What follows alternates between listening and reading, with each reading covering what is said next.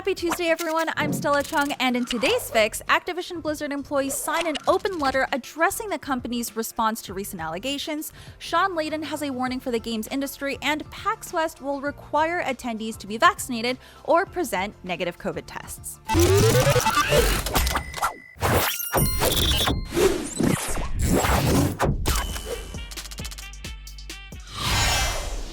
Almost 1,000 former and current Activision Blizzard employees have signed an internal letter criticizing the company's public response to a recent discrimination lawsuit. The letter calls the company's internal responses to this lawsuit abhorrent and insulting. This letter is in response to the lawsuit filed last week by the California Department of Fair Housing and Employment. It pushes back against an internal company statement that called the claims in the lawsuit distorted and in many cases false, and comes on the heels of current and former employees who have been coming out in recent days with their own reports of harassment. The employees who signed say they no longer trust that the company's leaders will place employee safety above their own interests. Co-founder and former Blizzard president Mike Morhaime published a statement addressing the affected Blizzard women, saying, "I am extremely sorry that I failed you."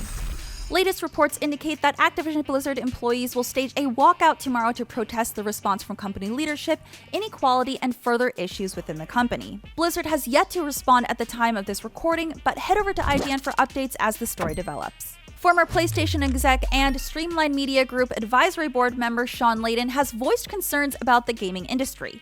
He worries that even as console revenue grows, the audience doesn't, and the number of people who do own consoles is around the same as it has been for years.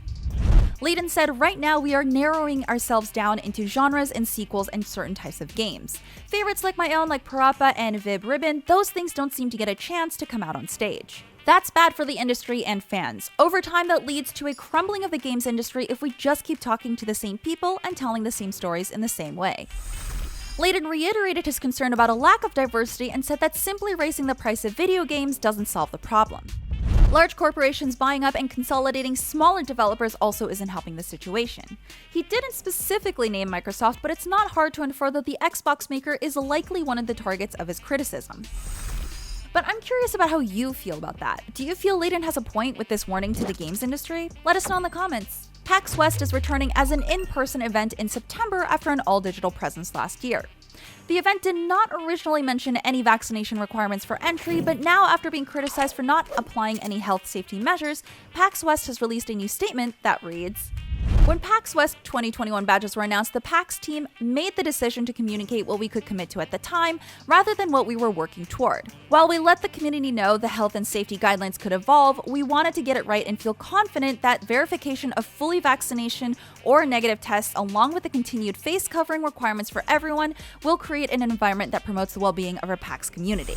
So it seems PAX West will require proof of vaccination or a negative COVID-19 PCR or antigen test before entering the show. There will also be reduced capacity when compared to recent years. Will you be attending PAX West this year? Let us know. I'm Stella Chung, and that was your Daily Fix. Now that you're all caught up on the news, check out our IGN Games channel, where we keep you up to date on the latest gaming news with our podcasts, performance reviews, and more. Download the IGN app on all of your mobile devices, subscribe to the Daily Fix on Snapchat, and for all things everything else, IGN.com.